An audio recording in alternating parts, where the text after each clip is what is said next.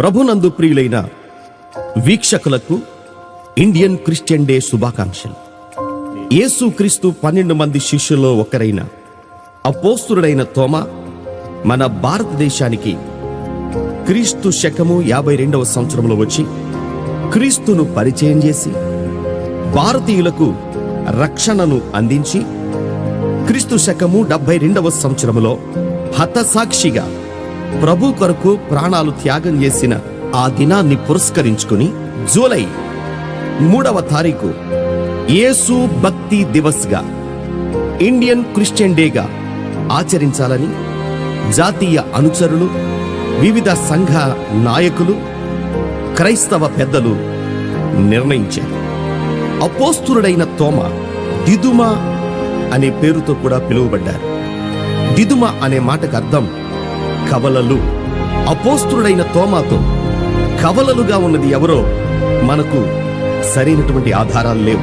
అంత మాత్రమే కాదు, అపోస్తలుడైన తోమా డౌటింగ్ థామస్ గా, అనుమానపు తోమాగా పిలువబడ్డారు. ఈయన గలిలయుడు, యోహాను భక్తుడు కూడా గలిలయుడు. వీరిద్దరూ మంచి స్నేహితులు. కనుకనే యోహాను సువార్తలో తోమాను గురించి చక్కని వివరాలు మనకు అందించారు.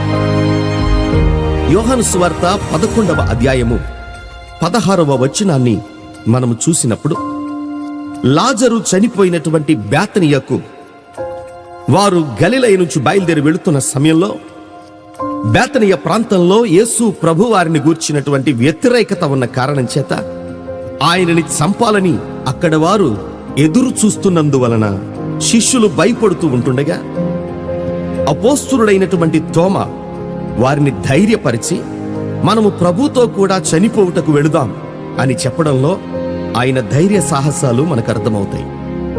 అదే యోహాను సువార్త 14వ అధ్యాయము 5వ వచనాన్ని మనం గమనిస్తే, యేసు ప్రభువారు నేను వెళుతూ ఉన్నాను, మీకు స్థలము సిద్ధపరిచి మరలా వచ్చి నేను మిమ్మల్ని తీసుకుని వెళతాను అని చెప్పినప్పుడు, నీవు ఎక్కడికి వెళుతున్నావు, ఆ దారి మాకు తెలియదే అని అడగడంలో ఆయన క్రొత్త విషయాలను తెలుసుకోవాలి అనే జిజ్ఞాసను ఆయనలో మనం చూడగలుగుతాం.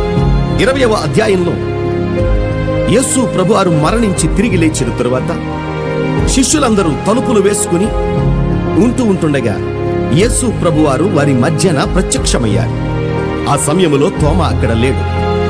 ఆ తరువాత తోమాకు శిష్యులు ఆ విషయాన్ని తెలియపరిచినప్పుడు, నేను ఆయన గాయాలలో, ఆయన మేకుల గుర్తులలో వ్రేలు పెట్టి చూస్తేనే గాని నేను నమ్మను అన్నాడు.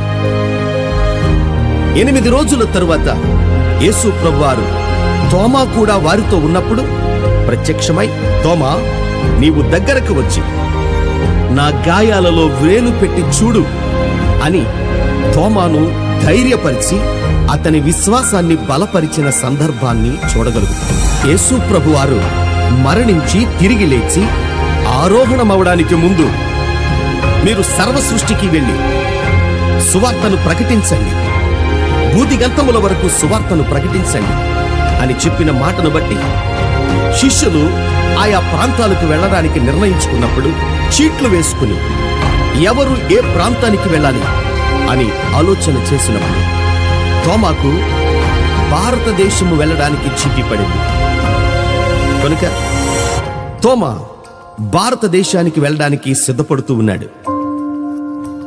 ఇదిలా ఉంటుండగా హిందూ దేశాన్ని పరిపాలిస్తున్నటువంటి గుండఫరస్ అనే ఒక రాజు తన కొరకు ఒక అద్భుతమైనటువంటి భవంతిని కట్టడానికి తన సేవకులలో ఒకడును వర్తకుడైనటువంటి అబ్బానెస్ అనే వ్యక్తికి ఆ పనిని అప్పగించాడు.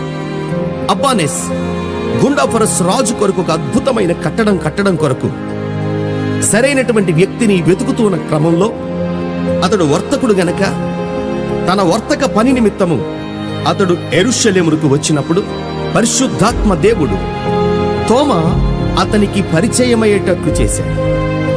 వారిరువురు కలిసి భారతదేశానికి వచ్చారు.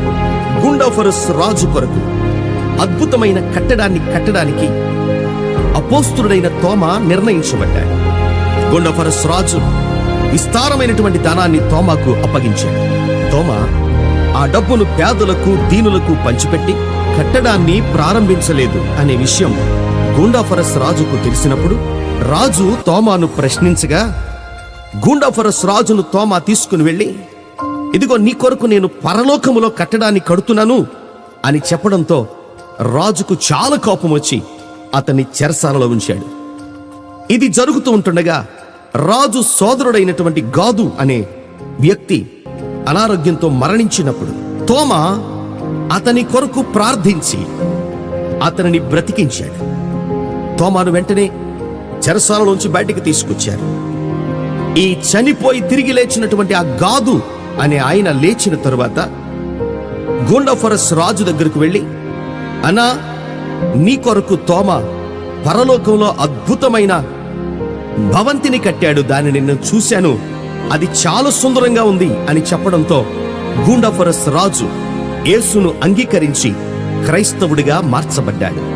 ఆ రీతిగా ఆ ప్రాంతంలో తోమా గారు సువార్తను ప్రకటించి అనేక మందిని ప్రభు తట్టు తిప్పారు.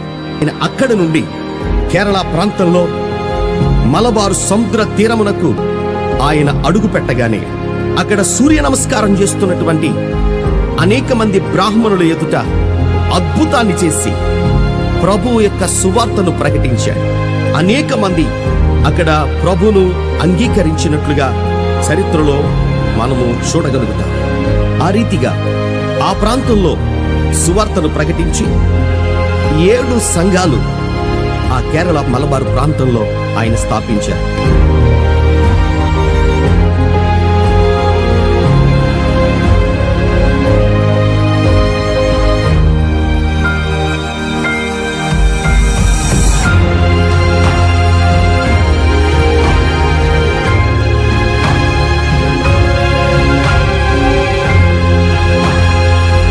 అక్కడ నుండి క్రీస్తు శకము 68వ సంవత్సరంలో తమిళనాడులో ప్రవేశించి అక్కడ సువార్తను ప్రకటించి అనేక మంది రోగులను స్వస్థపరిచి దయ్యములను వెళ్ళగొట్టి గొప్ప సువార్త ఆ ప్రాంతంలో జరిగించారు. అనేక మంది బ్రాహ్మణులు ఆ ప్రాంతంలో యేసు ప్రభుని అంగీకరించారు. అద్భుతమైనటువంటి సువార్తను ఆయన ప్రకటించారు.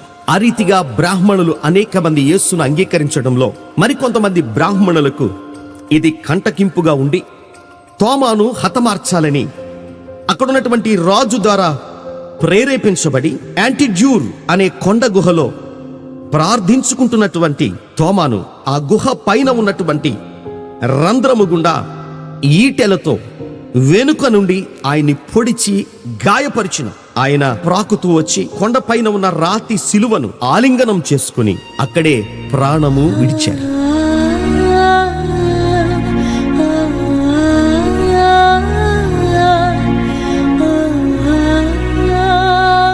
ప్రస్తుతం చెన్నైగా పిలువబడుతున్నటువంటి ఆ ప్రాంతంలో మైలాపూర్ ప్రదేశంలో సెయింట్ థామస్ గారి యొక్క సమాధిని మనము చూడగలుగుతాం. నేడు చాలా మంది భారతీయులు పొరబడుతున్నట్లుగా క్రైస్తవత్వం బ్రిటిష్ వారి ద్వారాను 15వ శతాబ్దంలో పోర్చుగీసు వారు వర్తకము నిమిత్తం వచ్చినప్పుడు భారతదేశానికి క్రైస్తవత్వం రాలేదు. క్రీస్తు ప్రభుల వారి 12 మంది శిష్యులలో ఒకడైన తోమా మొదటి శతాబ్దంలోనే క్రీస్తు శకము 52వ సంవత్సరంలో భారతదేశానికి వచ్చి ఆయన సువార్తను ప్రకటించి భారతదేశానికి క్రీస్తును అందించారు. ఇది కట్టుకథ కాదు.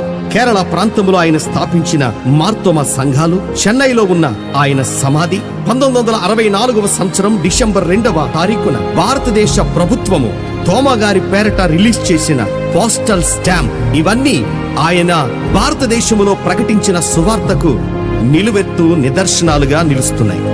సెయింట్ థామస్, తోమా భక్తుడు భారతదేశమును ప్రేమించి భారతదేశానికి సువార్తను అందించాలని అనేక శ్రమలు అనుభవించి కాలి నడకను ప్రయాణము చేసి అనేక సంఘాలు స్థాపించి భారతదేశానికి మొట్టమొదట సువార్త అందించి మన భారతీయుల కొరకు హతసాక్షిగా తన ప్రాణాన్ని అర్పించిన గొప్ప త్యాగశీలి ప్రభువు యొక్క శిష్యుడైనటువంటి తోమాను జ్ఞాపకం చేసుకుంటూ భారతదేశం యొక్క రక్షణ కొరకు, భారతీయుల యొక్క ఆత్మల పట్ల భారము కలిగి ప్రతి విశ్వాసి ఈ సువార్తను కొనసాగిస్తూ భారతదేశాన్ని ప్రభు కొరకు సంపాదిద్దాం రండి.